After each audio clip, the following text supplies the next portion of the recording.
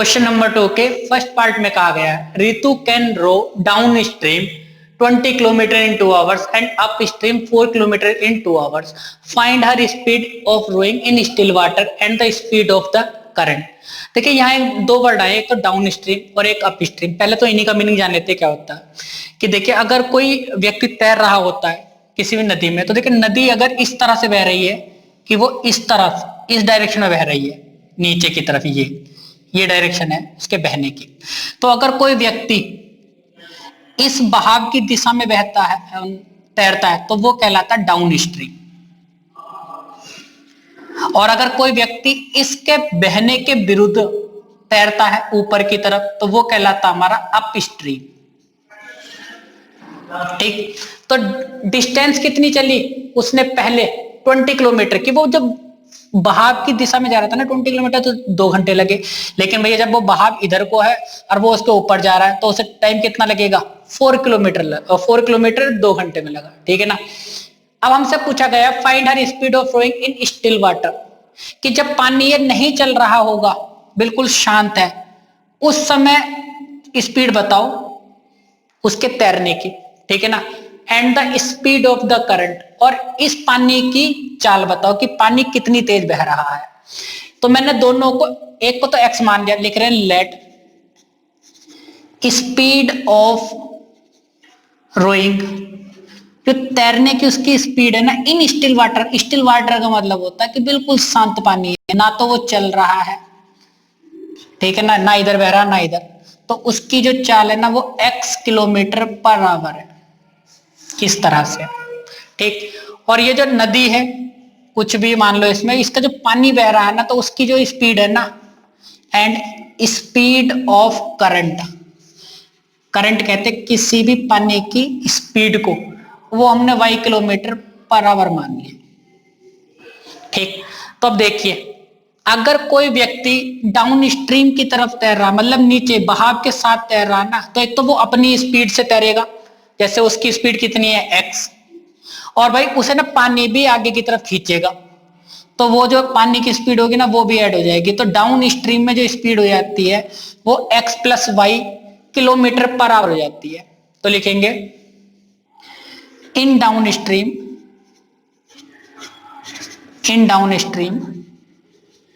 Speed equal to,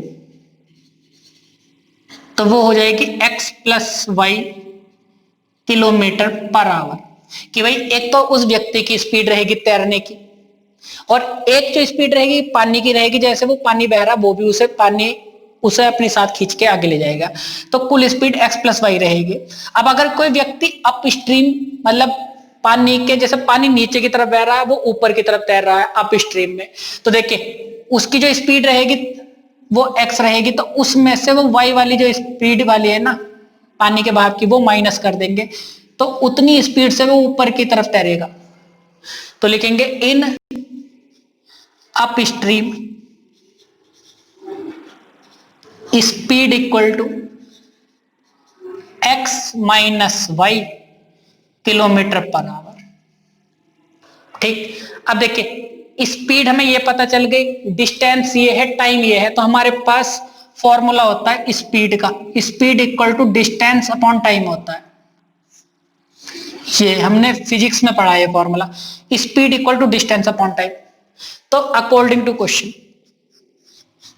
देखिए जब वो डाउन स्ट्रीम में तैर रहा था तो 20 किलोमीटर 2 आवर्स में तैर रहा था, तो डाउन स्ट्रीम में स्पीड कितनी थी हमारी, वो थी ये, तो मैंने स्पीड की जगह तो लिख दिया x plus Y, speed equal to distance upon time, तो डिस्टेंस कितनी है 20 और टाइम लग रहा है 2 आवर, इस तरह से 2 1 जा 2 2 10 जा 20, तो x प्लस वाई कितना हो जाएगा 10 हो जाएगा। ये हमारी इक्वेशन नंबर 1 हो जाएगी।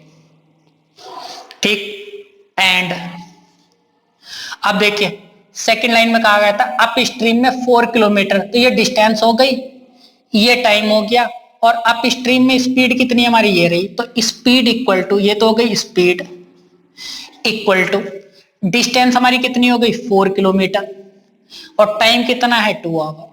तो देखिए फॉर्मूला लग रहा है speed equal to distance upon time, ये वाला 2 2 जा 4, तो ये हो जाएगी हमारी equation x minus Y equal to 2, और ये हो गई इक्वेशन नंबर 2। दो इक्वेशन हमारे पास आ गई है एक्स और वाई के टर्म में, लीनियर इक्वेशन। इन दोनों को सॉल्व करेंगे। यहाँ वाई का कोफिशिएंट 1 है, यहाँ वाई का कोफिशिएंट 1 है, साइन भी अलग है। इन दोनों को ऊपर नीचे लिखते हैं इक्वेशन को और सॉल्व कर देते हैं।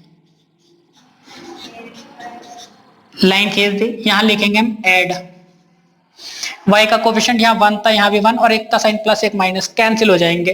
कितना हो जाएगा 2x इक्वल टू 12, और x इक्वल टू 12 अपॉन 2, 2 6 जा 12, तो x की वैल्यू आ जाएगी 6। और x जो मानना था, हमने माना था स्टिल वाटर में तैरने की स्पीड उसकी, ठीक है ना, तो वो आ गई 6। x की वैल्यू किसी भी इक्वेशन में पुट कर देते हैं। मैं लिख रहा हूं फ्रॉम इक्वेशन 1। तो देखिए जहां x है ना, वहां पुट करेंगे 6, तो 6 प्लस वाई इक्वल टू 10, तो y इक्वल टू कितना हो जाएगा 10, ये 6 राइट में जाकर माइनस में हो जाएगा, तो y इक्वल टू कितना हो जाएगा 4। So speed of rowing in still water, still होता शांत पानी में, जो पानी चल नहीं रहा, तो वो हो जाएगा 6 kilometre per hour. And speed of current equal to 4 kilometre per hour. Current की जो चाल है ना, वो जो पानी का बहाव है नीचे की तरफ, वो 4 किलोमीटर पर आवर की स्पीड से बह रहा है। तो इस तरह के क्वेश्चन बहुत इंपॉर्टेंट है, जो एग्जाम में बहुत ज्यादा पूछे जाते हैं। तो इसमें कहा गया था कि भाई रितु एक लड़की, वो जो ना डाउन स्ट्रीम में जो ना 2 घंटे में 20 किलोमीटर जा रही है, डाउन स्ट्रीम मतलब पानी के बहाव के साथ, और पानी के बहाव के विरुद्ध वो 4 किलोमीटर जा रही है 2 घंटे में। तो शांत पानी में उसके तैरने की स्पीड बताओ और पानी की चाल बताओ। तो हमने माना कि भाई शांत पानी में जो स्पीड है उसकी तैरने की, वो x किलोमीटर पर आवर है, और करंट की speed y kilometre per our है। तो देखिए अगर कोई व्यक्ति पानी के बहाव के साथ तैर रहा, तो उसकी स्पीड होगी x plus Y kilometre per hour, तो वो होगी डाउन स्ट्रीम में स्पीड ये हो जाएगी।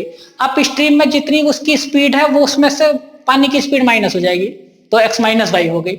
अब देखिए हमारे पास फॉर्मूला होता है speed equal to distance upon time. तो ये वाली जो स्पीड है ना हमारी, ये हमारी डाउन स्ट्रीम की है, तो डाउन स्ट्रीम का डिस्टेंस कितना है 20, और टाइम कितना है 2, तो 2 10 जा x plus Y equal to 10 आ जाएगा। अप स्ट्रीम में हमारी जो स्पीड है वो ये रही, तो speed equal to distance upon time. Distance हमारा 4 और टाइम हमारा 2, 2 2 जा 4, तो x minus Y equal to 2। इन दोनों इक्वेशन को सॉल्व कर दिया, तो x इक्वल टू 6 आ गया और y इक्वल टू 4 आ गया हमारा।